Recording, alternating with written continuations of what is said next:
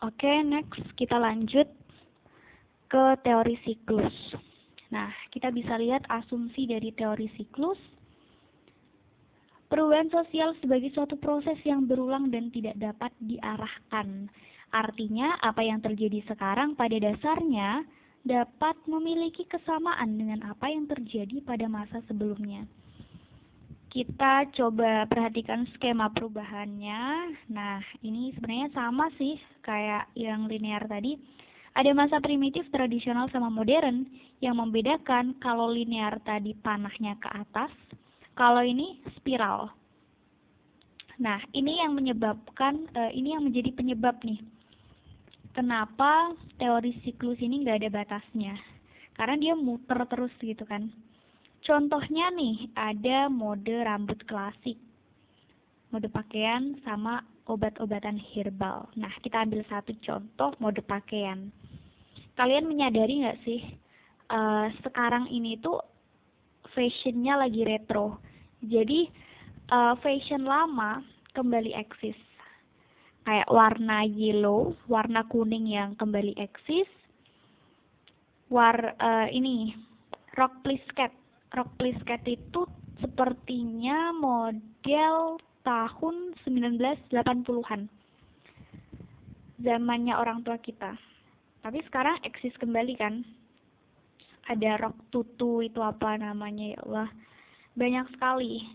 Celana kulot, baggy pants, itu juga fashion retro sebenarnya. Nah, yang jadi inti dari teori siklus ini, perubahan sosial itu bagaikan roda yang berputar dan menghasilkan suatu perubahan yang tidak berujung. Nah, makanya tadi patternnya spiral kan ya. Nah, tokoh-tokohnya ada siapa aja sih? Teori siklus menurut beberapa tokoh. Yang pertama ada Ibnu Khaldun nih. Proses siklus peradaban menurut Ibnu Khaldun. Dari masyarakat primitif, lalu ke masyarakat yang berhasil meraih kekuasaan, hancur, lalu kembali lagi ke masa primitif. Jadi bisa dikatakan kayak nomaden, terus ada desa, kota, atau yang berperadaban, kotanya runtuh, kembali lagi ke nomaden. Nah, ini ada contohnya nih. Sebelum pecah pada tahun 1991, Uni Soviet merupakan negara besar, bahkan menjadi negara yang berpengaruh terhadap dunia. Ini berarti di masa kejayaan ya, di masa kekuasaan dan mendirikan negara nih. Namun setelah pecah, negara-negara yang bergabung ke dalam Uni Soviet memerdekakan diri.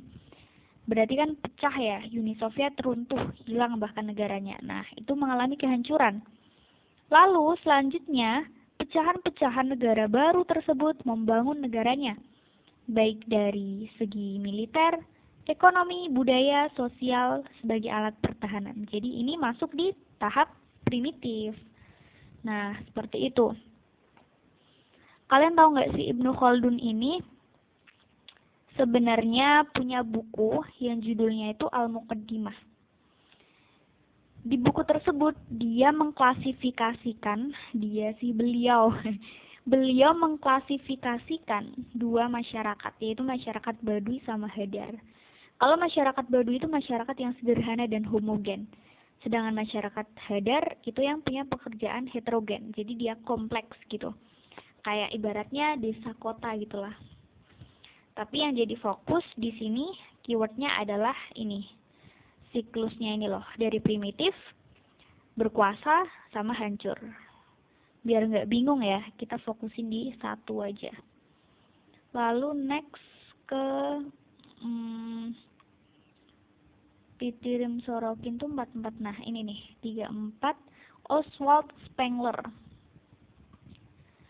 Oswald Spengler ini merupakan ahli filsafat, sejarawan, dan juga sosiolog. Waduh, lengkap banget ya. Nah, dia ini itu memberikan asumsi sama kayak pertumbuhan gitu ya. Kayak manusia hidup gitu loh. Di situ kan ada pertumbuhan, kejayaan, keruntuhan, sama kelahiran. Jadi kayak manusia gitu, dia lahir, tumbuh di masa remaja, jaya di masa muda, masa sekitar umur 30-an gitu lah ya. Lalu runtuhnya ini di masa tua. Lalu dia melanjutkan keturunan, kembalilah ke kelahiran. Jadi kayak siklus manusia gitu. Nah, dia itu menciptakan buku The Decline of the West tahun 1918 yang intinya peradaban masyarakat barat atau Eropa itu akan runtuh. Dan setelah runtuh akan lahir kembali, kayak gitulah.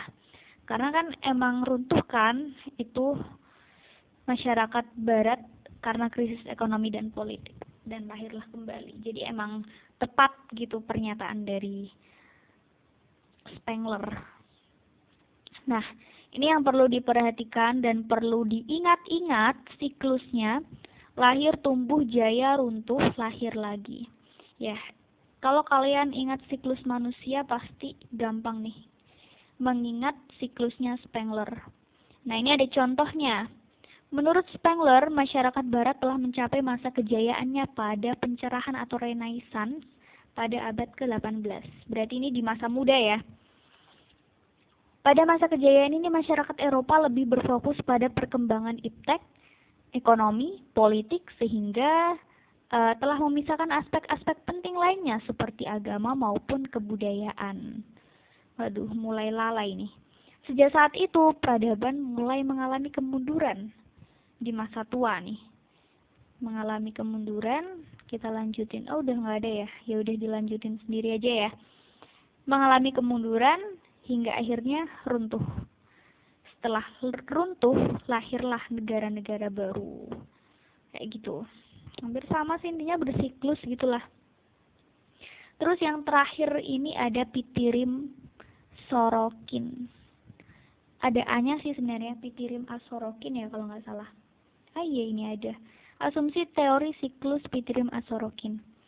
Dalam bukunya yang berjudul Social and Cultural Dynamic, Sorokin telah mengatakan bahwa ada 3 sistem kebudayaan yang berkembang di masyarakat yang berkembang tiada akhir. Ada 3 siklusnya. Kebudayaan ideasional yang pertama, setelah itu baru idealistis, sama indrawi. Ini sebenarnya kebalik kali ya siklusnya. Karena kalau dari video itu, dari yang awal itu ideasional dulu. Ideasional, idealistis, sama indrawi. Ya, nanti mungkin Bu Linta boleh meluruskan ya. Ini aku pakai yang sesuai dengan videonya aja ya. Yang pertama itu ideasional. Jadi dia itu kayak percaya dengan unsur supranatural.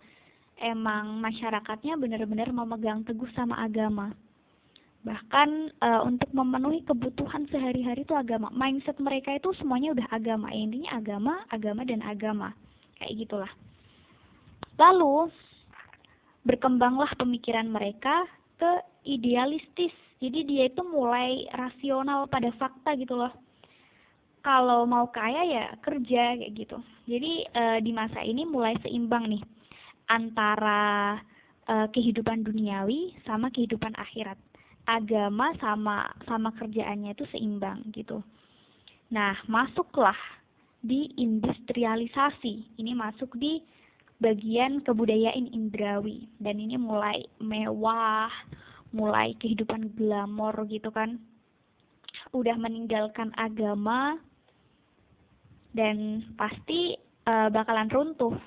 Setelah kehidupan indrawi, kembalilah lagi ke ideasional. Siklusnya seperti itu. Nah, kalau dari siklus tadi ada asumsi sama ada 3 tokoh ya. Karena di sini tuh nggak ada kelemahan dari teorinya, mungkin bisa ditambahkan sendiri ya. Kita next ke siklus, kok ke siklus sih? Kita next ke teori selanjutnya. Teori ini nih sepertinya fungsional. Ada fungsional, konflik, sama gerakan sosial. Ini udah jam 9 malam loh sebenarnya, karena rekamannya malam banget dan gak boleh terlalu berisik, dan sepertinya ini juga konsentrasinya udah terbelah antara tidur atau melanjutkan bikin video gitu ya. Oke, next kita langsung, ini aku jeda dulu ya.